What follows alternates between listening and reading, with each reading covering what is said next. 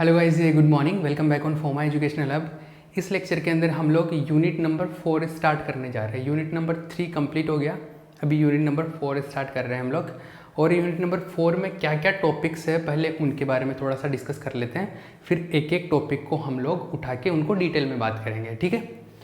एक और चीज़, इस यूनिट के अंदर मोस्टली जो चीज़ें हैं वो थेरेटिकल है, मतलब न्यूमेरिकल या मैं से बात करूँ कि डेरिवेशनल टाइप की चीज़ें कम है, ज़्यादातर चीज़ें इसके अंदर थ्योरी की है, ठीक है, जिनको मतलब लैंग्वेज का फॉर्म ज़्यादा है, ठीक है। तो चलिए हम लोग स्टार्ट करते हैं। तो देखिए इस यूनिट के अंदर अगर मैं बात करूँ तो 3 टॉपिक है मेनली 3 टॉपिक है। पहला जो है वो है लेजर, दूसरा जो टॉपिक है वो है होलोग्राफी, और तीसरा है जो ऑप्टिकल फाइबर, जिसको हिंदी में बोलते हैं प्रकाशीय तंतु। इसको इंग्लिश में और हिंदी में एक ही बोलते हैं, इसको भी इंग्लिश और हिंदी में एक ही बोलते हैं, ठीक है। होलोग्राफी, लेजर इज लेजर और ऑप्टिकल फाइबर इज प्रकाशीय तंतु। तो ये जो 3 टॉपिक है ये मिलके पूरा एक यूनिट नंबर 4 कवर करते हैं, ठीक है। सबसे पहले हम लोग लेजर पढ़ेंगे, फिर होलोग्राफी पढ़ेंगे और फिर ऑप्टिकल फाइबर पढ़ेंगे, ठीक है।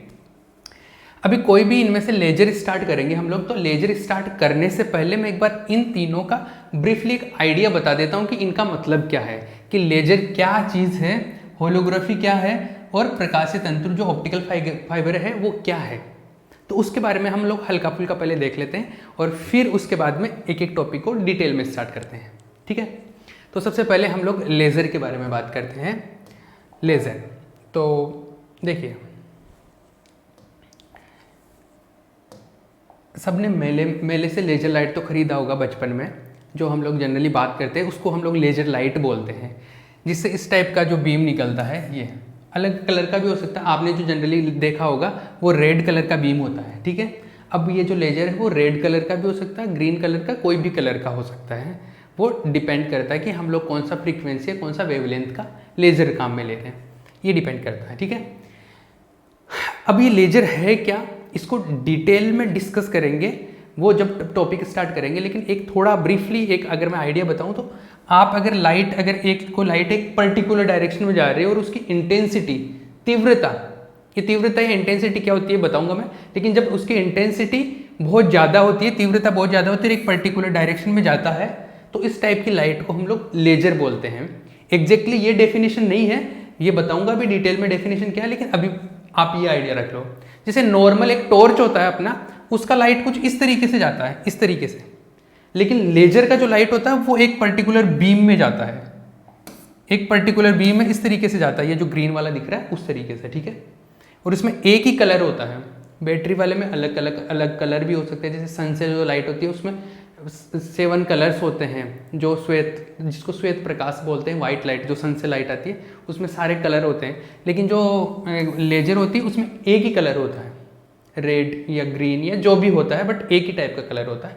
तो एग्जैक्टली लेजर का क्या मतलब है ये तो मैं बाद में बताऊंगा, लेकिन ये थोड़ा बहुत आपको आइडिया लग गया होगा कि लेजर जो आप लोग मेले में देखते हैं या मेले से लेके आते हैं वो एक उसका क्या इफेक्ट होता है, क्या क्या एप्लीकेशंस है, वो एप्लीकेशंस में आएगा। बट ये इस टाइप की जो लाइट होती है उसको हम लोग लेजर लाइट बोलते हैं। ये लेजर के बारे में हल्का सा डिस्क्रिप्शन है। आगे चलते हैं हम लोग, ये लेजर हो गया। अभी होलोग्राफी के बारे में बात करते हैं। होलोग्राफी क्या होता है, देखो हम लोग इमेज जो होता है, इमेज मतलब चित्र, जो भी फोटो होता है किसी भी चीज़ का, वो जनरली 2 डायमेंशनल फोटो होता है। जैसे आप अपने मोबाइल से जो फोटो लेते हैं या कैमरा से जनरली जो फोटो लेते हैं वो कैसा होता है, 2 डायमेंशनल फोटो होता है, द्विविमीय। 2 डायमेंशनल या द्विविमीय फोटो होने का मतलब क्या है, उस फोटो का मतलब ये है कि जैसे अगर अभी आप मेरे को देख रहे हो तो मैं आपको कैसे दिख रहा हूँ, जैसे ये फेस हो गया, ये ऐसे हो गया, मैं आपको ऐसे सामने से जैसे हूँ वैसे दिख रहा हूँ, ठीक है। इसमें आप ये नहीं पता लगा सकते हैं कि मैं, जैसे ये हाथ है तो आप ये नहीं पता लगा सकते कि इसकी मोटाई कितनी है इस हाथ की, मतलब ये कितना है, ठीक है, या ये मैं यहाँ से लेके यहाँ तक कितनी लेंथ है ये पता नहीं लगा सकते। जब मैं ऐसे रहूँगा तब पता लगा सकते हैं।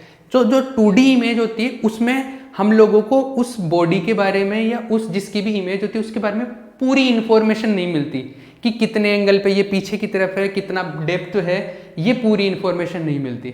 2D में केवल सामने से फ्रंट से जो मिलता है वही इन्फॉर्मेशन मिलती है। अब 2D इमेज कंप्लीट इन्फॉर्मेशन नहीं देती है। तो हम लोगों ने एक अलग टेक्निक लगाया है, उस टेक्निक को बोलते हैं होलोग्राफी, और उस टेक्निक की हेल्प से हम लोग 3D इमेज बनाते हैं।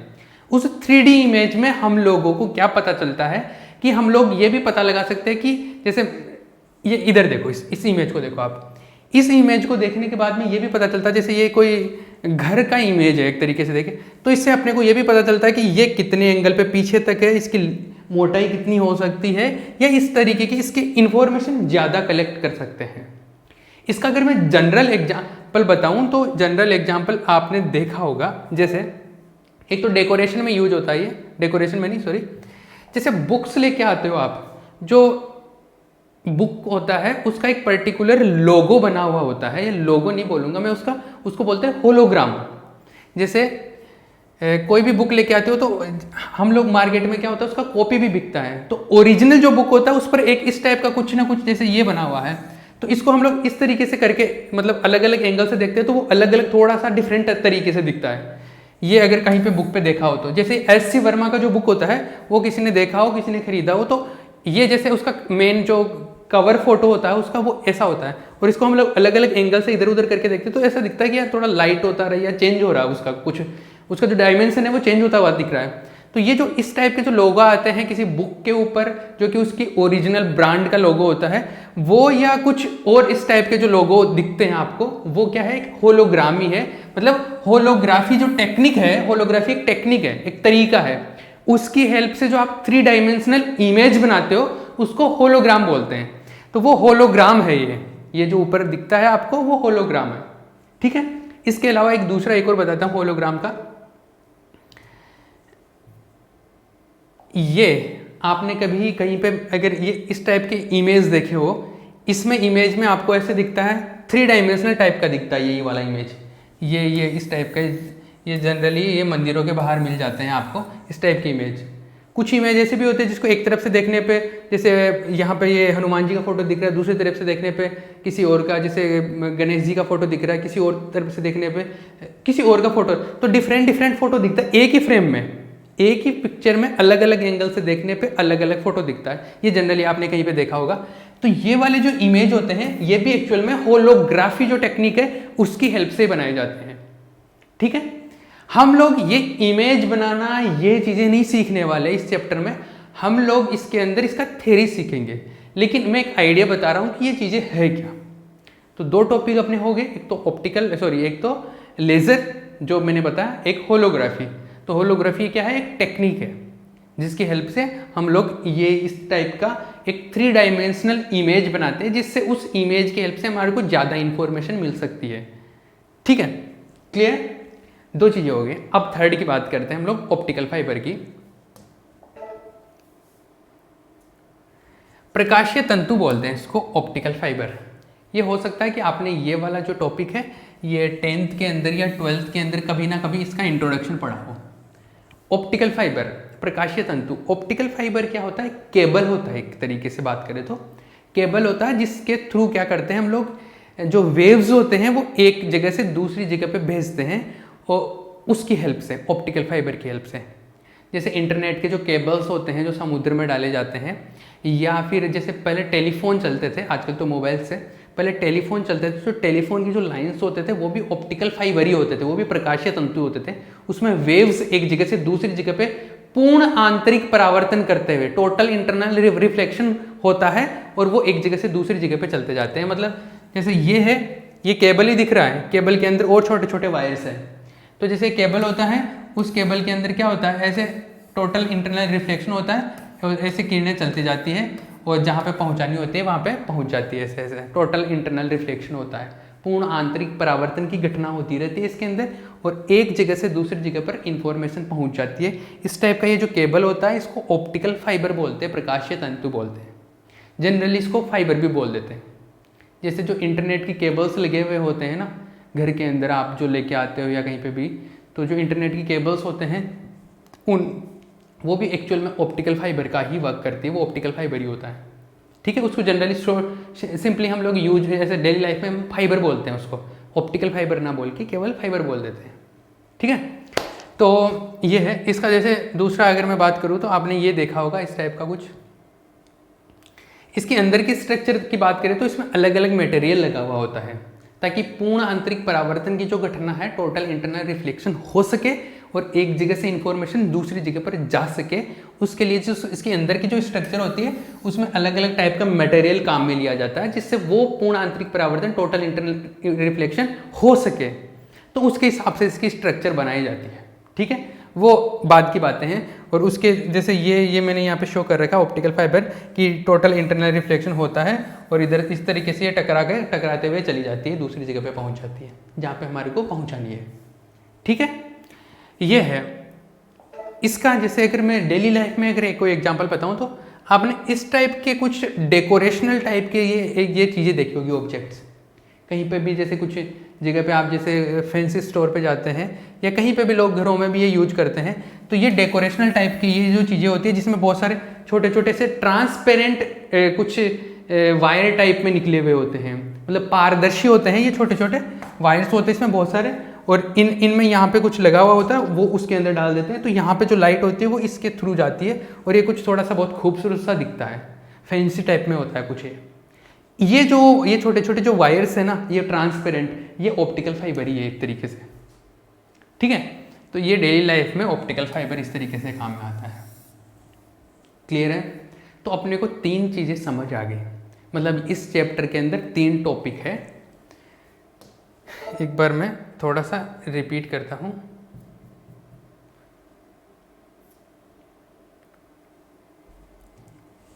हमारे पास में 3 टॉपिक है। पहला लेज़र, फिर होलोग्राफी जो कि एक टेक्निक है जिसकी हेल्प से हम लोग क्या करते हैं, 3 डायमेंशनल इमेज बनाते हैं, 3D इमेज बनाते हैं, ठीक है। और एक ये ऑप्टिकल फाइबर, प्रकाशीय तंतु, जो कि सूचनाओं को एक जगह से दूसरी जगह पे ले जाने के तरीका होता है एक, उसकी हेल्प से मतलब एक वायर है, एक तरीके से केबल है एक तरीके से। तो वो जो केबल है उसको हम लोग क्या बोलते हैं, प्रकाशीय तंतु बोलते हैं, ऑप्टिकल फाइबर बोलते हैं। तो ये 3 चीज़ें अपने पास में हैं। इनका मैंने ये भी बता दिया कि कहाँ पे काम में आती है, कहाँ पर आप इनको देख पाते हैं। ये जो अभी सारी इन्फॉर्मेशन बताई, ये एग्जाम में कोई नहीं पूछने वाला आपको। ये जनरल एक अंडरस्टैंडिंग के लिए बताइए मैंने कि एक्चुअल में ये चीज़ें हैं क्या। अब हम लोग इनका 1 बाय 1 एक एक टॉपिक को डिस्कस करेंगे और किस तरीके के क्वेश्चंस आते हैं और क्या पूछा जाता है, वो सारी चीज़ें आएगी इसके अंदर। तो सबसे पहले हम लोग कौन सा टॉपिक स्टार्ट करने वाले हैं, हम लोग लेज़र स्टार्ट करने वाले हैं। लेकिन लेज़र स्टार्ट करने से पहले या कोई भी टॉपिक स्टार्ट करने से पहले मैं कुछ और इन्फॉर्मेशन देना चाहता हूँ, बेसिक इन्फॉर्मेशन, जो कि लेज़र में भी काम में आएगी, इन सब के अंदर काम में आती है, ठीक है। एक बार हम लोग टाइम का आइडिया ले लेते हैं। हाँ जी, अपने पास में प्रॉपर टाइम है तो मैं थोड़ा सा इसके बारे में आपको बता देता हूँ, ठीक है। चलिए देखिए, ये सारी चीज़ें नोट्स के अंदर मिल जाएगी। मतलब ये समझा है वो तो मतलब रिटर्न में हो नहीं सकता, वो तो अंडरस्टैंडिंग थी, लेकिन अब जो बताने वाला हूँ वो सारी चीज़ें आपको नोट्स के अंदर मिल जाएगी, ठीक है। तो सबसे पहले हम लोग लेज़र अगर बात करें,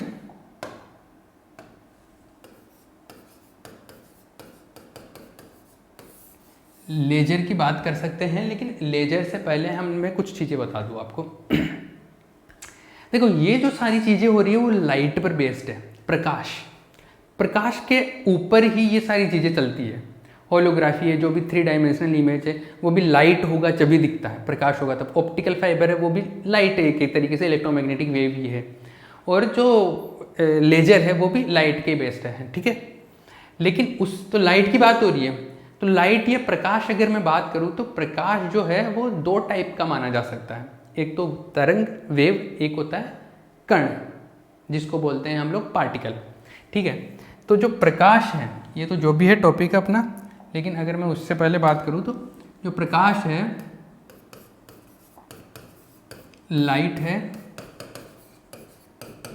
वो कितने टाइप का है, मतलब इसको स्टडी पर्पज से 2 टाइप में हमने डिवाइड कर रखा है और एक्सपेरिमेंटल भी प्रूव्ड है ये सारी चीज़ें। तो प्रकाश जो है, लाइट है, वो 2 टाइप का है एक तरीके से अगर देखा जाए तो। एक तो होता है तरंग, जिसको हम लोग बोल देते हैं वेव, और एक होता है कण, जिसको हम बोलते हैं पार्टिकल, बोल सकते हैं इंग्लिश में, ठीक है, पार्टिकल। ये जो पार्टिकल है, अभी तरंग के बारे में मैं ज़्यादा डिस्कस नहीं करूँगा, मैं पार्टिकल के बारे में बात करता हूँ। क्योंकि इस पार्टिकल के अंदर कुछ इन्फॉर्मेशन है जो बताना वो जरूरी है। तो लाइट को हम लोग दो तरीके से मानते हैं, एक तो तरंग वेव, एक कण, एक पार्टिकल, ठीक है। इसका ज़्यादा डिस्क्रिप्शन थर्ड ईयर में पढ़ते हैं हम लोग क्वांटम मैकेनिक्स में, लेकिन अभी बेसिक इतना ध्यान रख लो आप। ये जो कण है, पार्टिकल है, इसको हम लोग जो है क्या बोलते हैं, हम लोग इसको बोलते हैं फोटोन। क्या बोलते हैं? फोटोन। इसको हम लोग बोलते हैं फोटोन। और ये जो फोटोन है क्या एक्चुअल में? ये ऊर्जा का पैकेट है, ऊर्जा का बंडल है। मतलब ऐसा बोला जाता है कि जैसे यहाँ पे एक बल्ब जलाया मैंने, इस बल्ब से एनर्जी निकल रही है। जैसे कोई ये बल्ब है, इस बल्ब से एनर्जी निकल रही है, ऊर्जा ही निकल रही है। अब ऊर्जा दो तरीके से जा सकती है। एक तो मैं बोलूँ कि ऐसे ऐसे ऐसे ऐसे वेव की फॉर्म में जाएगी, ऐसे ऐसे, ठीक है, जो कि ये वाला है। एक दूसरा तरीका ये बोला गया कि वेव की फॉर्म में नहीं जा रही, कण के रूप में जा रही है, ऊर्जा के पैकेट, छोटे छोटे बंडल के रूप में जाती है। ऐसे कि ये जो जाएगी ऐसे ऐसे छोटे छोटे एनर्जी बंडल्स की फॉर्म में जाएगी। इनको बोलते हैं कि ऊर्जा के छोटे छोटे पैकेट, छोटे छोटे पैकेट, छोटे छोटे बंडल की रूप में जाएगी एनर्जी, इस तरीके से पास होगी। ये जो छोटे छोटे एनर्जी के जो बंडल है, इनको बोलते हैं फोटोन। क्वांटा भी बोलते हैं इनको, पहले क्वांटा बोला गया और क्वांटा से फिर बोल दिया इनको फोटोन। तो ये जो छोटे छोटे कण है, एक तरीके से ये पार्टिकल है, और ये जो पार्टिकल है, इन पार्टिकल्स को बोला गया फोटोन। क्या बोला गया? फोटोन। समझ आया? अब ये जो फोटोन है, ये डिटेल नोट्स में लिखी हुई है, डोंट वरी। अगर कोई चाहे तो लिख भी सकता है, कोई प्रॉब्लम नहीं है, पॉज करके लिख लेना। ये फोटोन है ना। अब ये जो फोटोन है, इस फोटोन की एनर्जी जो होती है, ऊर्जा की, एक फोटोन है उसकी ऊर्जा क्या होगी, उसके बारे में बात करते हैं। तो जो फोटोन है, फोटोन की ऊर्जा, फोटोन की ऊर्जा, energy of photon, energy of photon. Photon की जो एनर्जी है उसको E से लिख दिया मैंने, और इस एनर्जी को हम लोग ऐसे लिखते हैं H न्यू। ये इसका फॉर्मूला होता है फोटोन की एनर्जी का। ये जो H है, ये तो होता है, इसका जो वैल्यू होता है वो होता है 6.6 इंटू 10⁻⁻34 जूल सेकेंड। ये इसकी H का यूनिट है, सॉरी H का वैल्यू है। H है क्या? H है कांस्टेंट है, जिसको प्लांक कांस्टेंट बोलते हैं। ये प्लांक नियतांक है। प्लांक एक साइंटिस्ट थे, उनके नाम पर है ये प्लांक नियतांक, प्लांक कांस्टेंट। मैक्स प्लांक थे, प्लांक कांस्टेंट, ठीक है। प्लांक कांस्टेंट के नाम पे ये H का वैल्यू दिया गया। ये H तो एक कांस्टेंट हो गया, लेकिन H के अलावा यहां पर एक और टर्म है न्यू। न्यू जो है उसको बोलते हैं आवृत्ति, फ्रीक्वेंसी। न्यू क्या है? आवृत्ति है, आवृत्ति है, इसको फ्रीक्वेंसी बोलते हैं इंग्लिश में, फ्रीक्वेंसी। फ्रीक्वेंसी आवृत्ति का मतलब वही है कि एक सेकंड में कितने चक्कर लगाता है, पर सेकंड कितने साइकिल कवर करता है, वो वाला फ्रीक्वेंसी है ये, ठीक है, न्यू। तो एनर्जी जो है, फोटोन की एनर्जी H न्यू की फॉर्म में दी जाती है।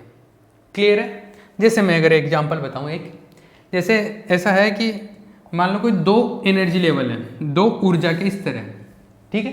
जैसे ये कोई m हुआ ऊर्जा इस तरह, mth बोल रहा हूँ मैं, ये कोई n हुआ ऊर्जा इस तरह, nth एनर्जी लेवल बोल रहा हूँ। जैसे मतलब ये जैसे दूसरा हो गया, ये तीसरा ऊर्जा इस तरह, ऐसे ये दूसरा एनर्जी लेवल, ये तीसरा एनर्जी लेवल।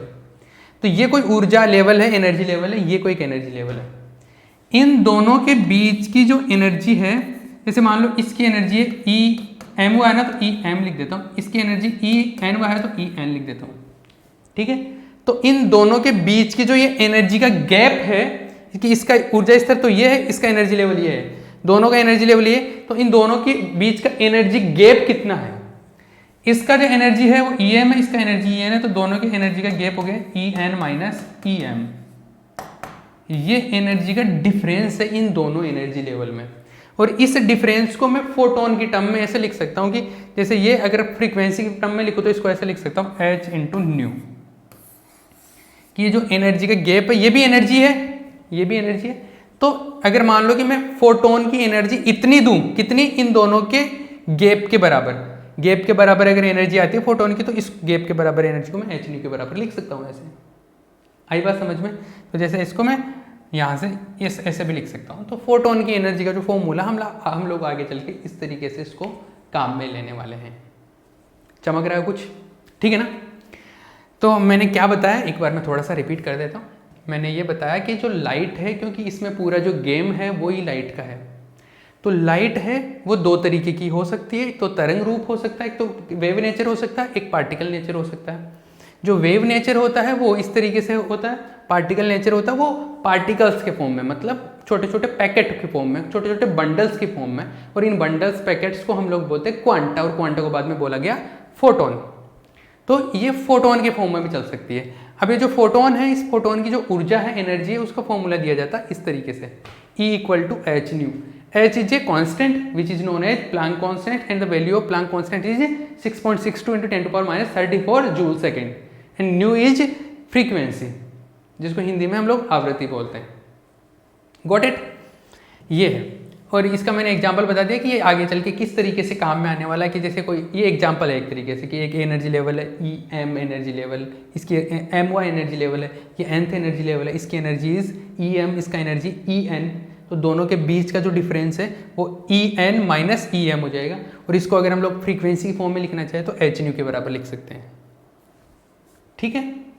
क्लियर है? तो ये इस तरीके से चीज़ें हैं। ये बात समझ आई? क्लियर है? अब थोड़ा कुछ और बता देता हूँ। कितना टाइम बचा अपने पास में? हाँ जी, टाइम है। विजिबिलिटी ठीक आ रही ना? एक सेकेंड।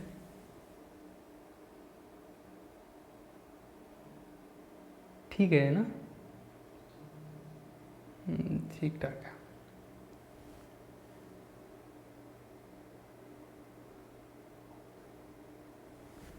क्लियर है? ठीक है। अब देखो, हम लोग लेज़र के बारे में बात करेंगे, लेकिन लेज़र के अंदर कुछ चीज़ें हम लोगों को जानना बहुत ज़रूरी है, उन पे आता हूँ मैं अभी। ये बेसिक इन्फॉर्मेशन हो गई, ये नोट्स के अंदर लिखी हुई है। ठीक है? और कोई जो चाहे कुछ खुद के नोट्स बनाना तो वो बना भी सकता है पॉज करके। ठीक है? अब हम लोग वापस लेज़र के बारे में स्टार्ट करते हैं। ये बेसिक इन्फॉर्मेशन हो गया। अब लेज़र के बारे में बात करते हैं। देखिए, अब लेज़र के बारे में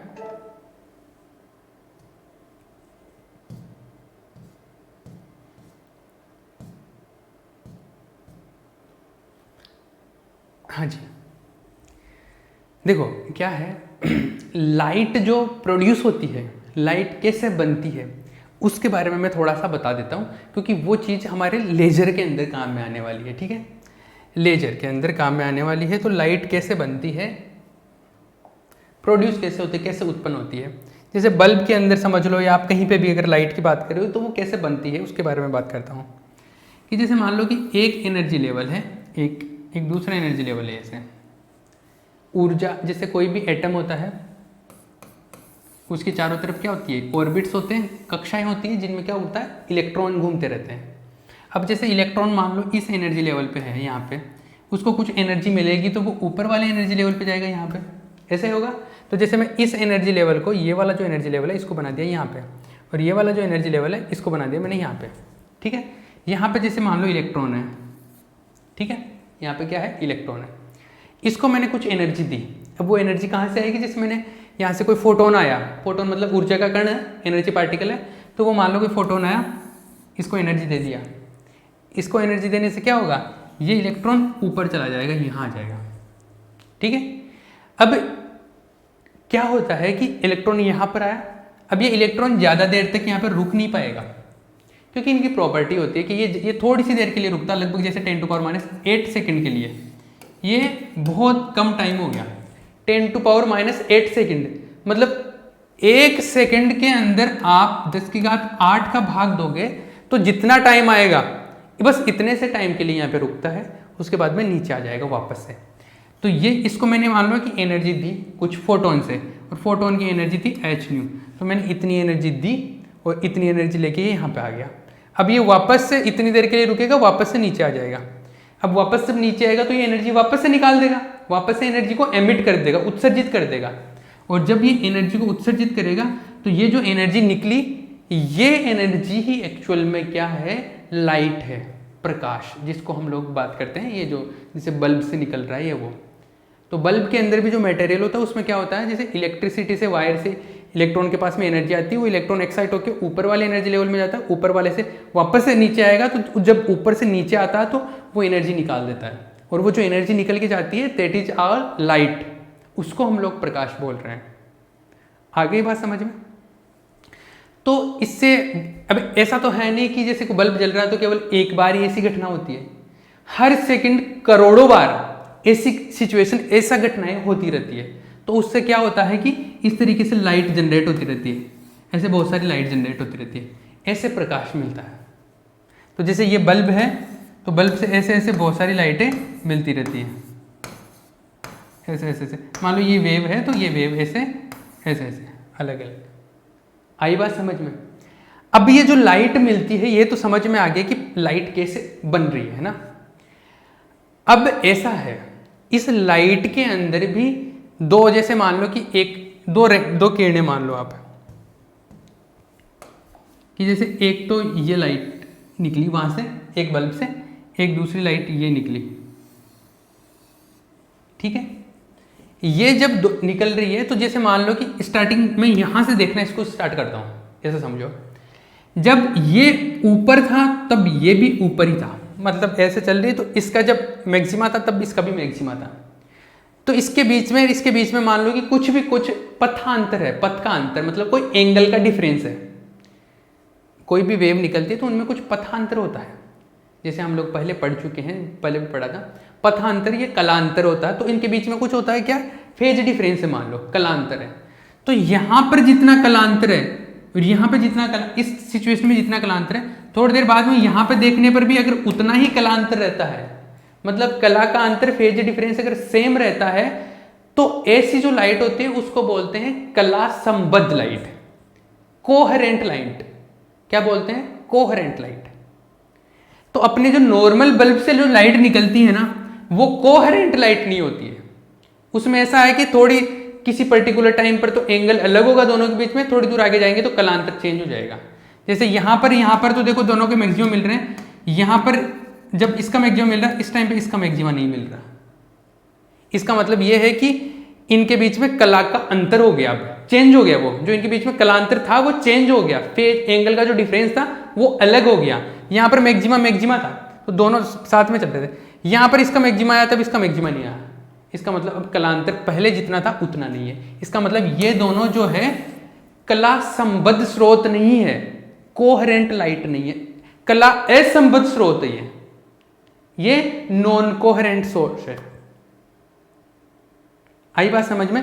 जैसे इसका मैं एक डायग्राम दिखाता हूं आपको, इसका हम लोग अगर बात करें तो जैसे ये नॉर्मल लाइट है अपना, है ना, ये यहाँ पे नॉर्मल लाइट है। नॉर्मल लाइट से तो अलग अलग कलर के, जैसे सन से जो लाइट आ रही है, मान लो सन से, सूरज से जो लाइट आ रही है उसमें तो सारे कलर्स आते हैं। तो उसमें जैसे ये लाइट आ रही है, इसमें ब्लू भी आ रहा है, ग्रीन भी आ रहा है, ऑरेंज भी आ रहा है, सारे कलर्स आ रहे हैं और वो अलग अलग तरीके से हैं। तो ये तो मल्टी कलर हो गया, ये कोहेरेंट लाइट नहीं है, ये कोहेरेंट नहीं है, ये कला संबद्ध नहीं है। दूसरा जैसे ये बल्ब से निकल रहा है, इस बल्ब से जो लाइट निकल रही है इसमें भी देखो ये कोहेरेंट नहीं है, सब अलग अलग तरीके से चल रही है, तो ये भी कोहेरेंट नहीं है। लेकिन अगर इस तरीके से कोई लाइट निकले कि देखो यहां पर जितना मैक्सिमा था यहां पर भी सबका साथ में चल रहा, सारी हर जगह पे साथ ही चल रहे हैं, ये जो लाइट है ये कोहेरेंट लाइट है। कैसी है? कोहेरेंट, मतलब कला संबद्ध लाइट है। इसमें एक वेव जैसे चल रही है दूसरी वेव भी उसी तरीके से चल रही है, मतलब उनके बीच में कला का जो अंतर है वो यहां पर जितना है, यहाँ पे मान लो जैसे साथ में है तो 0 डिग्री का कलांतर है, यहाँ पर भी 0 ही है, यहाँ पे भी 0, कहीं पे भी चले जाओ 0 ही है। लेकिन इनमें ऐसा सीन नहीं है, यहाँ पर जैसे इस लाइट का जो कला अंतर है वो आगे चल के वो बदल जाएगा, सेम नहीं रहेगा। तो ये जिनका सेम नहीं रहता उनको बोलते कला असंबद्ध स्रोत, और जिनका सेम रहता है उनको बोलते कला संबद्ध स्रोत, मतलब कोहेरेंट लाइट है। और जो कोहेरेंट लाइट होती है उसको बोलते हैं हम लोग लेजर लाइट। ये है लेजर। कोहेरेंट जो लाइट है वो है लेजर, इसकी तीव्रता इंटेंसिटी बहुत ज्यादा रहती है। इसके बारे में अब हम लोग नेक्स्ट लेक्चर में डिटेल में बात करेंगे, ठीक है। चलिए यहीं पे फिनिश कर देते हैं इसको।